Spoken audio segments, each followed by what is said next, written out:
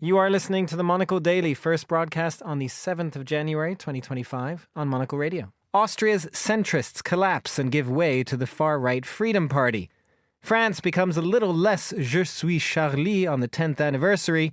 And what is classical music good for if not deterring home invasions? I'm Chris Chermak. The Monocle Daily starts now.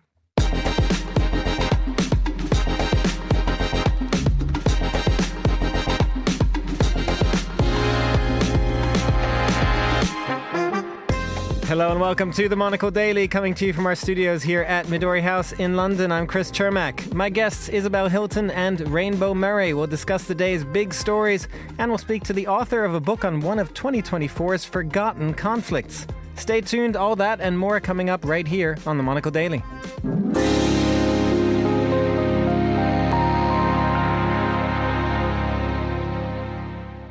This is the Monocle Daily, and I'm Chris Chermak. I am joined today by Isabel Hilton, founder of China Dialogue and visiting professor at King's College London's Lau Institute, and by Rainbow Murray, professor of politics at Queen Mary University of London. Hello to you both. Hello. And we're still allowed, we're deciding to say it at this point in the second New year. Year. Happy New Year to you both. Well, I'm a Scot. We go on saying it till at least June. And you were in Scotland as well, so we can start with that. You've been celebrating and hosting. Indeed, hosting parties for the neighbourhood and celebrating lots of dancing in the West Islands at New Year. So you have to brush up on your reel of the 51st and your posties jig, but it's a lot of fun. Is that I've done the K-lead. Is that sort of that's more of a wedding one? Is that not a New Year's dance? Well, a Cayley's is sort of generic. There isn't a Cayley dance exactly. There's a very long list of dances that get practiced and practiced. That's if a you whole other show if we want to go through all of the Cayleys. And Rainbow, you were relaxing with family somewhat, or it wasn't quite that relaxing from the way you were describing it earlier. I did a lot of hosting. I did a lot of cooking, which I do find quite relaxing actually. When people leave, there's a different kind of relaxing as well. So all guests bring pleasure, first by arriving and then by letting you go back to normal after. It's all good. So we are in some ways happy to be back at work, and I can say that I was in Vienna with family, given my father is Austrian, which is the perfect segue into our first topic, because we are going to start with Austria, which today marks 100 days since the country held federal elections that were won for the first time in the country's post-war history by the far-right Freedom Party. And for the past 100 days, three centrist parties have been trying and failing to form a coalition that would have prevented the Freedom Party from coming to power. And so now, 100 days after their victory, the Freedom Party has been given a mandate to form a government. The party's leader, Herbert Kickl, has extended a hand to the centre-right Conservatives, the People's Party, to open coalition talks, although in a statement today he made clear that everyone should understand his party won the elections, would enter negotiations accordingly. Rainbow, I'll start with you on this. I mean, Austria is an interesting case, I think, when we kind of look at all the various far-right movements across Europe, in large part because they've been there before. They have a history of the far right for the last really 3 decades. They've been in coalition governments before as well. What do you make of it this time around? They've been in coalition governments before. They've not led coalition governments before. So I think that's the change. And it's different, but not so different from what we're seeing across Europe. We're seeing a rise of the far right in a lot of countries across Europe. And I think part of the problem that we're seeing with the response to these far right parties, we're seeing a change in the way that politics happens across Europe. Politics has long been a battle between left and right, and it's increasingly become a battle between the moderates and the extremes. And the voters are seeing it this way. They're seeing it as a battle between the old guard and the alternative. So they're not necessarily extremist in their views as much as they are dissatisfied with what's come before. But political parties haven't necessarily moved on from that. They're still seeing things in terms of a left-right battle. And because of that, the moderate parties are still struggling to work together to form an alternative to the far right. And that's what we're seeing in Austria, that they've had 3 months to unite on the things that they have in common, not least of which is their antipathy towards the far right, and that hasn't been enough. We've seen similar things in other European countries where the mainstream parties just haven't been able to work together. France is an example of that. And as a result of that, the far right ends up coming into power because the other people can't unite against them. Isabel, I think one other way to put this in some context is I remember at least also back dating myself in high school, the first time that the Freedom Party was in a coalition government. That was at a time where they were a junior partner in a coalition, and Austria was ostracized diplomatically as a result of that. The rest of the European Union literally sort of put diplomatic sanctions on Austria, said they would not deal with Austria as a result of the Freedom Party being a junior coalition member at that point. How much have things changed? Well, it is. I'm still finding this a bit of a shock that a party that was literally founded by former SS men, should be in government in Austria. And I'm maybe sort of closer to the back history than many people, being older. But it is an extraordinary shock. And I absolutely agree that this is an example in Austria of the narcissism of small differences that the moderate parties couldn't get over, whatever divided them, and think of the kind of good of the country. It's pretty shocking stuff. And the extremes promise magic solutions. They don't bear any responsibility for the dissatisfaction of the voters, but they exacerbate it by blaming the out-group or as I say, promising magic solutions. And they will have their turn. We'll see how that goes. But it is pretty worrying development, honestly, and worrying for Europe. Now, we've seen a tendency to the right in all across Europe, but I think that we've seen very mixed reactions still to this, including from far right or right-wing parties, which they don't all see things in the same way. So there is that divide within the far right now. Yes, as well, and one of the difficulties that nationalists have is that they're nationalists, and they find it quite difficult to form, transnational coalitions and to agree on things, even about membership of the European Union. So I think that you will find a very mixed reaction across Europe to this development. Well, speaking of finding it difficult to get along, Rainbow, you mentioned the fact that the moderates obviously did not manage to get a coalition together. But what is also interesting as a result is that you now have one of those relative moderate parties in the center-right, the People's Party, potentially agreeing to go into a coalition with the far-right Freedom Party. What do you make of that? Because that in itself would be something of an experiment for a moderate party to agree to be led by a more far-right party. And the led by is the key thing, because they have been in coalition before. It's just that previously it was the other way around. And one of the things is that they do have some things in common. They're not completely apart on some policy areas, and perhaps the key one, which is most of the far right's preferred stomping ground, is immigration. And this again is a problem that we've seen across Europe. When we've seen this rise in far-right parties, in populist parties, some of the mainstream parties have said to themselves, what do we do to combat this? And they generally have two options. They have the cordon sanitaire option, where they distance themselves from everything to do with the far right. They won't work with them. They reject their policies. They dismiss them as anti-democratic. Or they try to beat them at their own game. And increasingly, we're seeing parties of the moderate right or the mainstream right trying to outdo the far right on areas such as immigration, culture wars, and so on. And the problem is that what this does is it actually just legitimizes those discourses.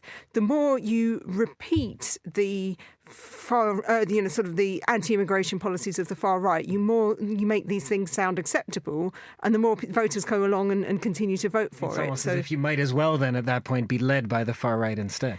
Even if you're not led by them in the most literal sense of being in a coalition where they have the leading role, they're being led by them in terms of their policy agenda and sort of aping their policies, and it hasn't been a successful strategy so far, and yet still we see parties across Europe trying to do this. Just one other aspect of this, Isabel. When it comes to foreign policy, it's also an interesting shift that we are seeing in Europe, not just in Austria, sort of the whole kind of Central European bloc that Austria, if you will, is now joining, Slovakia, Hungary, Italy to some degree, of course, as well. On Russia in particular, this is something where also the Freedom Party is somewhat more, I don't know if we can quite say pro-Russian, but certainly has spoken less about supporting Ukraine, is quite vocal in stopping the support for Ukraine. What do you make of that shift and how that will affect security in Europe? Herbert Kickl, I should add, even was described by the People's Party themselves as a security risk in the elections. Absolutely. Although Austria is not in NATO, so there are greater security risks in my view. Orban's Hungary, which is in NATO, is a greater security risk and has the same position. And this is another curious common thread in the far right, which goes back a number of years, and it includes, the British version, now called Reform, but it's had several names, which is also pro-Russia. And it is bizarre that you find if you look at Central and Eastern Europe, those small states, they swing back and forth. So there are some which are very anti-Russia with bad memories of pre-1989 days, and there are some which, despite those bad memories, retain a kind of affection and respect for Russia, and that includes former East Germany. So it's a mixed picture, but Russia, I think, has been extraordinarily successful in exploiting the differences and concerns of voters in Europe for its own purposes, and that includes, minimizing the European support for Ukraine. But there are a number of other issues which I think we're going to see difficulties over. One is climate policy. Europe previously had a pretty progressive climate policy. It wasn't politicized, and now it's increasingly being politicized, and Russia's a rogue actor on climate, and you're hearing more and more from the far right kind of opposition to those policies. So it's going to have an effect across the board, and of course with Trump coming in, another climate denier, another person with curious relationships with Vladimir Putin, we're in for a very interesting year, I think. Well, let's move on to China now, because the country's foreign minister, Wang Yi, is on a 4-day trip of the African continent. On Monday, he was in Namibia, promising investment to help the country build on its rich supply of uranium and critical minerals. It does all beg the question of where are Europe and the West. And Isabel, I did want to start with you on this one. I mean, another year and another trip to Africa, I suppose, but it's a sign of the importance that China attaches to the African continent. It's the first trip the foreign minister has made for 35 years. So, this is consistency. This is China saying, we value the relationship, we give you respect, we invest in you. There was fly-by-night, tedious other powers, the former colonialists, the ones who tell you what you can and can't do in your own country, ignore them and, come to Beijing. So it's 35 years, the first trip every year from the foreign minister has been to Africa, and for 25 years they are celebrating 25 years of FOCAC, which many people in this country may not have heard of. It's the Forum for China-Africa Cooperation, and that brings 80 heads of government, African heads of government, to Beijing for a massive summit, several thousand other people. You don't see that kind of investment from anyone else in Africa. The last Chinese, apart from Biden's rather recent visit, how many US presidents have visited Africa. Well, and even Joe Obama Biden once. himself, it was his first visit It was his right first at the end visit, of his exactly. term. And, the European Union has a small program, a development program in Africa, but it remains relatively small. Now, that's not to say that this relationship is untroubled. There are a lot of issues, some of it around infrastructure, which has left, quite a large element of debt and isn't producing the return on investment that was promised. And also, the fact that China has managed to essentially establish a near monopoly on its supply chains of critical minerals through this relationship. So there are difficulties around how much Chinese aid and investment aids development, and how much it's an old mercantilist relationship.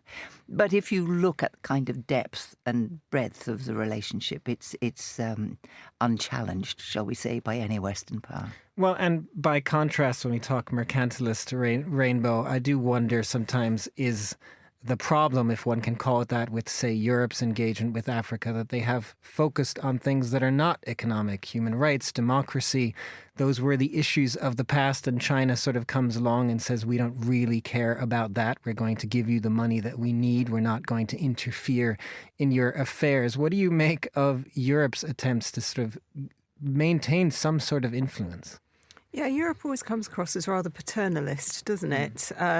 We used to colonise you, but now we're just going to tell you what to do. And in contrast to that, I think, the Chinese approach is they refer to themselves as being another country of the global south, and you can't put China and Africa on a comparable footing, but they're trying to create some kind of parallel there of, it's us, the new rising powers, against the old guard who have to stop telling us what to do now. And I think Europe is also, they're sort of playing this game as part of the West. So you've also got America in this equation as well, who also sort of have a sort of, I guess, a more obviously self-interested approach to Africa relative to China, who are obviously, again, working in their self-interest, but trying to promote it as a more mutually beneficial relationship. And I think, sorry, I know you haven't sort of directly asked me this, but if you sort of look at how we might sort of see this evolving when Trump comes in for the second time around, Trump doesn't care about Africa. Trump's quite rude about Africa. Yes, and he ran on the America First slogan. So, but Trump does care about China. In the sense that he sees China as a threat and a competitor. So if China is demonstrating that it cares about Africa, then Trump cares because he doesn't want China to get one up on him, which at the moment China very much is doing. There is a question there. What do you make of that, Isabel? Is there some way that Trump could get engaged because he would see this as sort of the battle between him and China? I think one of my New Year's resolutions is not to try to predict what Trump will do, to be honest. I think that way lies madness. I do have a bit of sympathy for the European Union, however, because,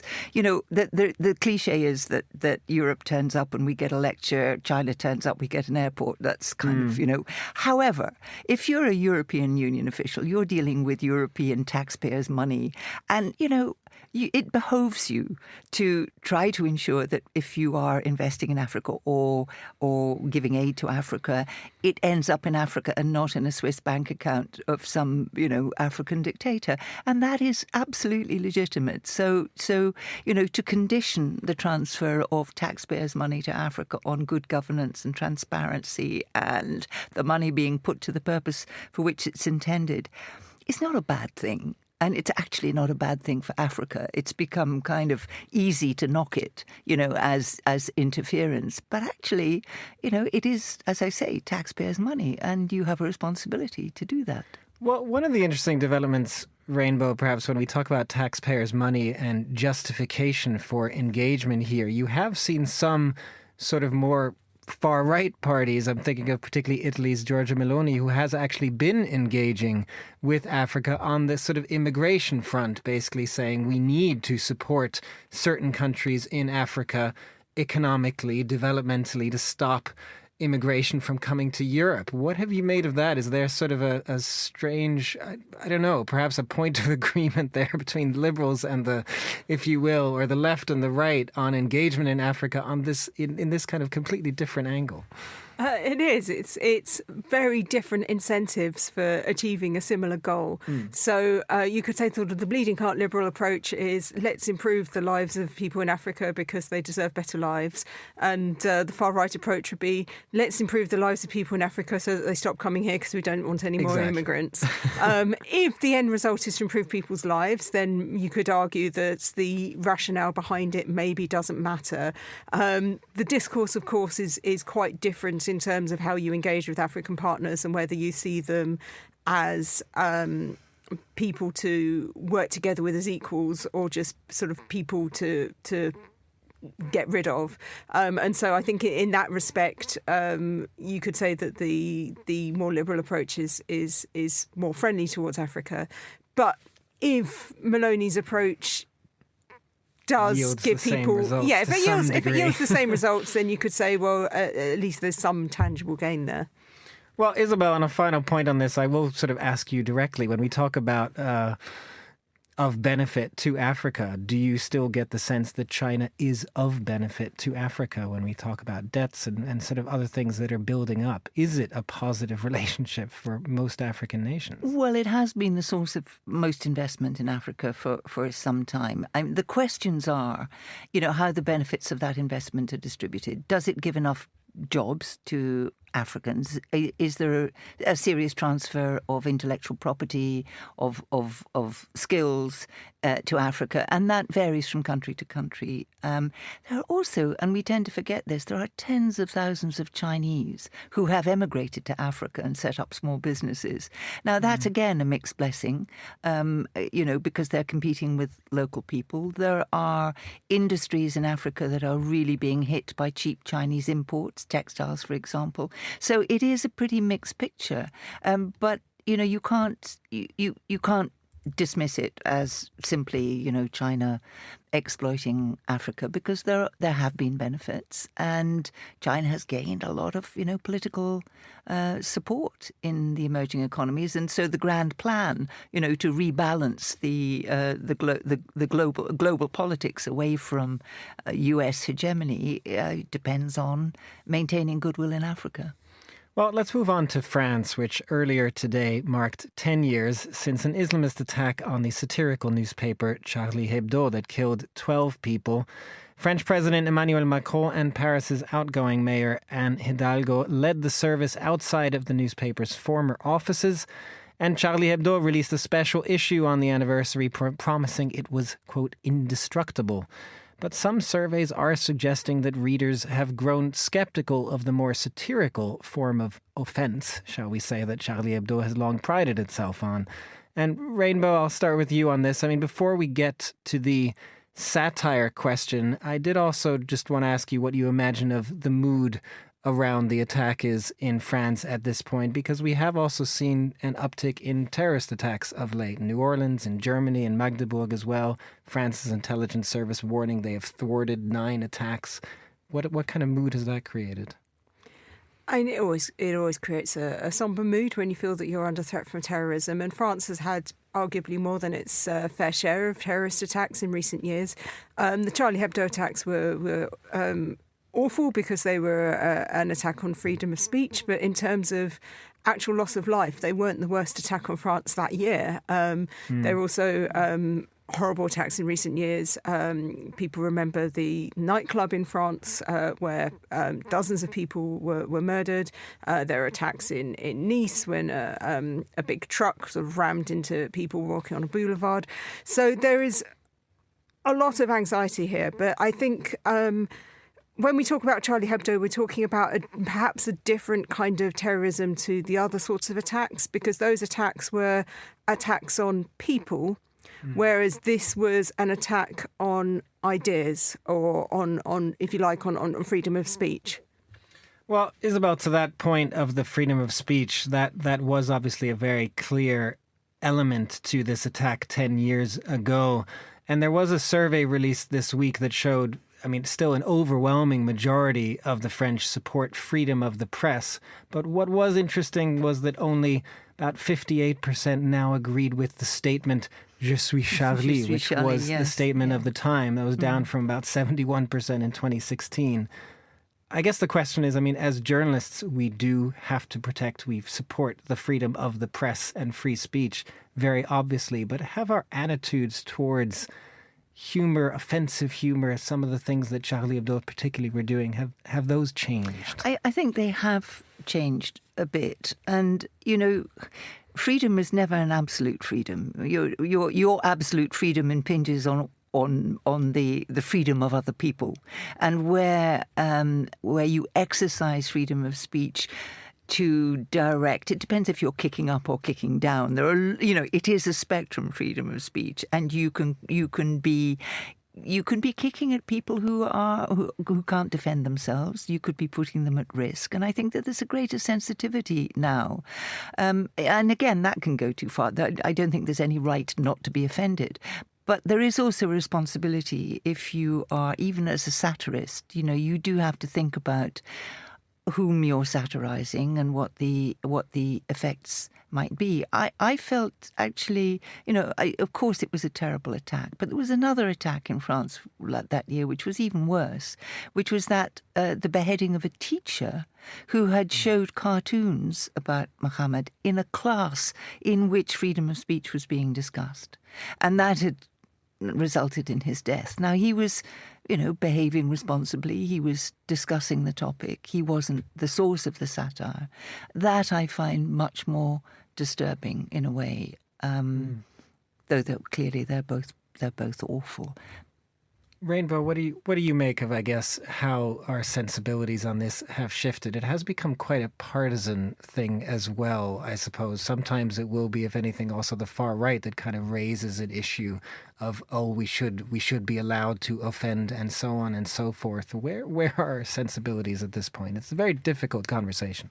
It is a difficult conversation. I think that there is a partisan element as well. So people further out on the left are more likely to want to cancel anyone who expresses views that they find offensive, but obviously everyone's definition of what offensive is personal. Some people can find something hilarious while others find it cruel. I think generally we can all agree that jokes are less funny when we're the butt of them. Whereas people on the far right, as Isabel was referring to, might see freedom of speech as the right to denigrate others. You know, Elon Musk hails himself as a freedom of speech absolutist, and in doing so he's turned something, Twitter, that was somewhere where people could express themselves freely, into X, where a few particularly bullying voices have managed to drown out all others and have sent people scarpering. So freedom of speech doesn't actually necessarily mean that everybody gets to say their piece. It sometimes means that more powerful people get to speak about others with impunity. So I think there's probably a happy balance in the middle where you allow people to express themselves, you allow differences of opinion, and you allow satire, which I think always has a place in society, but within rules that still prevent hate speech, that prevent attacks on others that could cause genuine harm, as opposed to a little bit of embarrassment. Well, finally for our panel, according to London police, if you are feeling unsafe in your own home, you might want to consider this.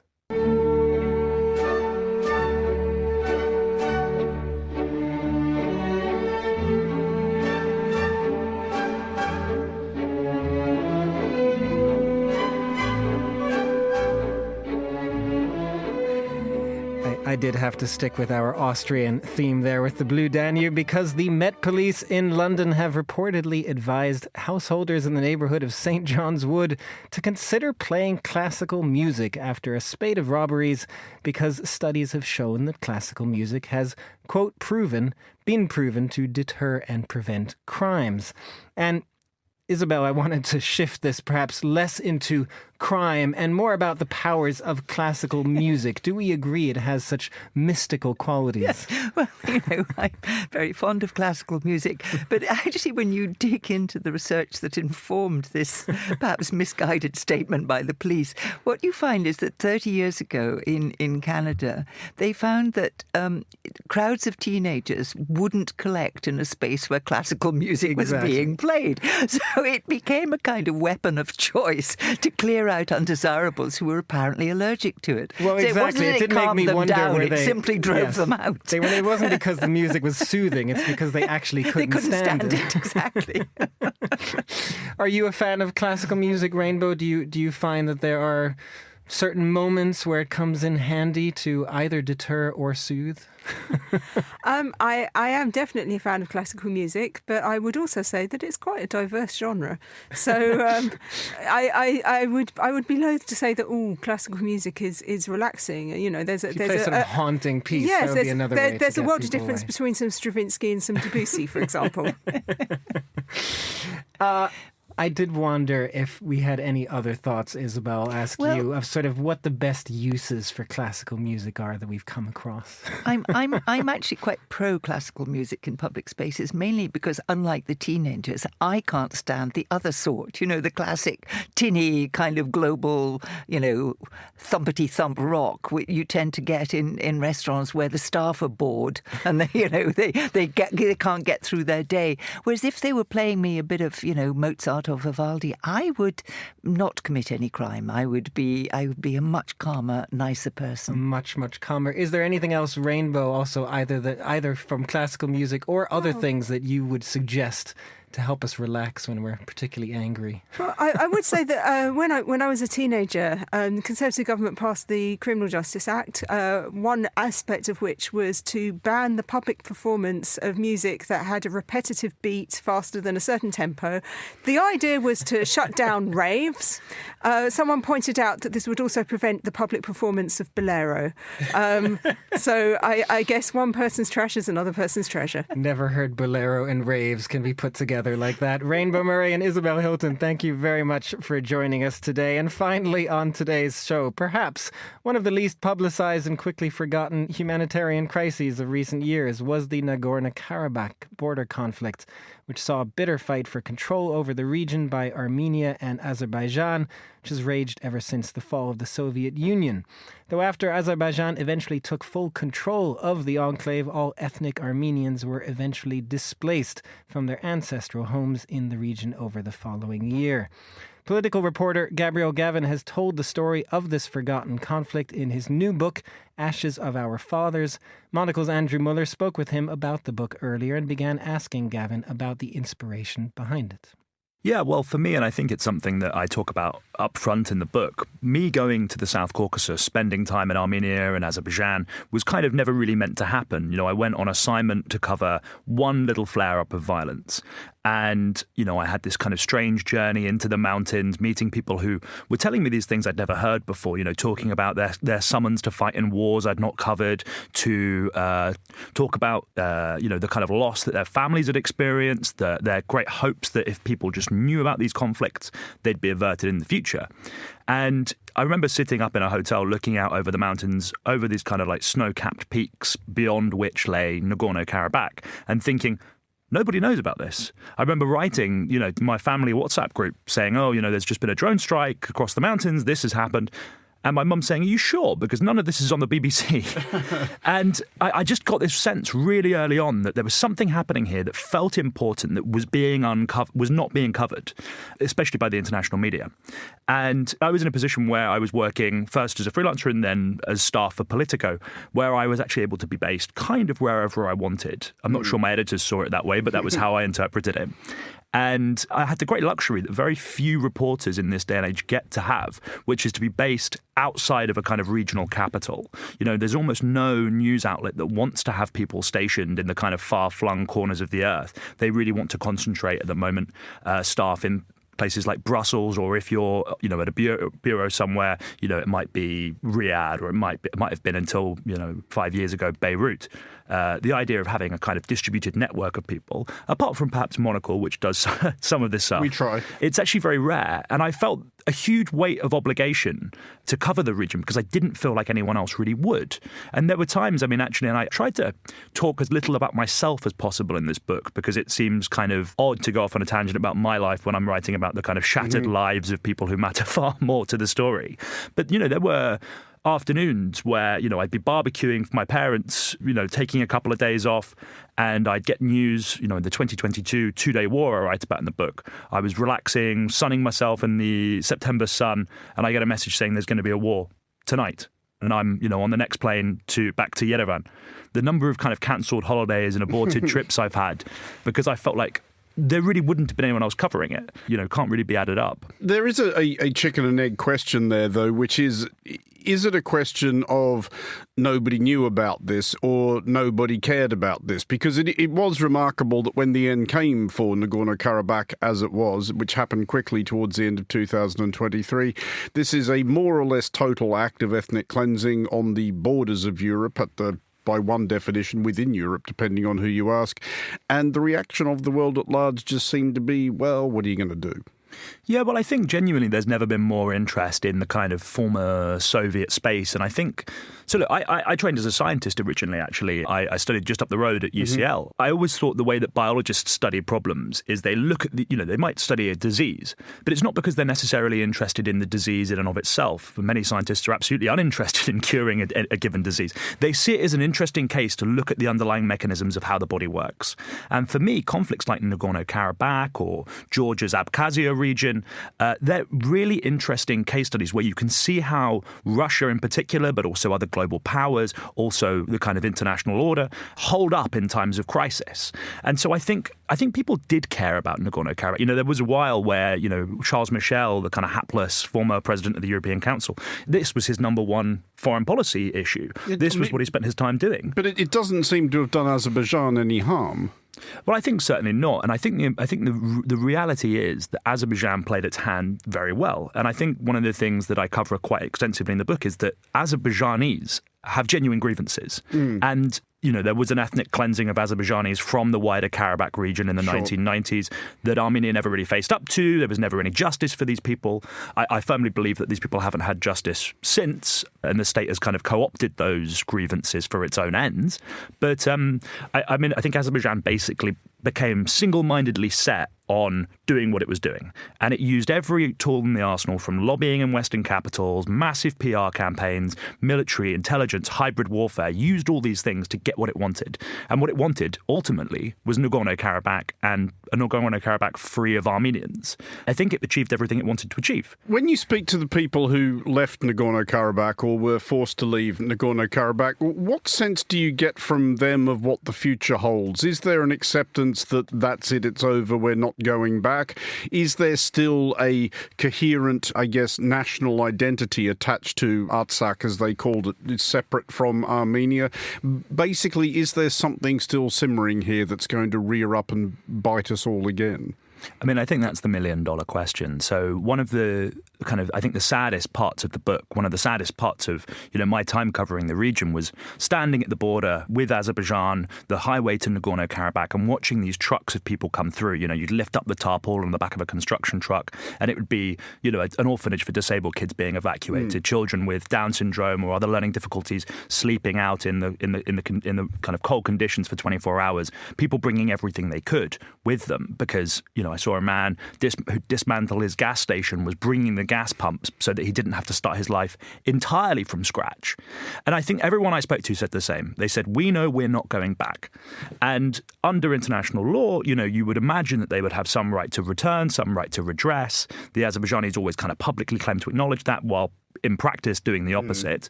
I don't think anybody is under any illusion that there's going to be a short or medium-term return for the Armenians of Nagorno-Karabakh. The Armenian state, in particular, has kind of decided that actually the best thing it can do is draw a line under this, normalise its relations and hope for peace between their two countries. But I think one of the big lessons I learned from the book is, well, no Armenian believed that the Azerbaijanis would be back after the 1990s. You know, they thought they'd vanquished their foe, and that these great front lines, these great reinforced bunkers and snipers' nests and machine gun positions would protect them forever. And I think this kind of certainty of history is proven time and time again to be wrong in the current era in which we live. And I think when you have highly militaristic societies, when you have, you know, a kind of really firm belief that the people that you're dealing with on the other side of the frontier are subhuman, you build up an alternative history where they're not really from there, where they're, you know, whether in the case of Armenians, they believe that the Azerbaijanis are kind of Mongol invaders. In the case of the Azerbaijanis, they believe the Armenians are kind of itinerant gypsies sent there by Stalin to disrupt the Great Turkic Tract. When you have these kind of narratives, the pendulum can swing back and forth very, very quickly. And I think without a kind of clear international system, without a clear peace agreement between these people, and without de-escalation, de-radicalization, I think there's a real problem. Politico reporter Gabriel Gavin there in conversation with Andrew Muller. Gabriel's book is called Ashes of Our Fathers. And that's all the time we have for this edition of the Monocle Daily. A big thanks to my panellists, Rainbow Murray and Isabel Hilton. Today's show was produced by Monica Lillis, researched by Gunnar Grunlid and Maisie Ringer. Our sound engineer was Elliot Greenfield. I'm Chris Chermak here in London. The Monocle Daily is back at the same time tomorrow. Goodbye, and thanks for listening.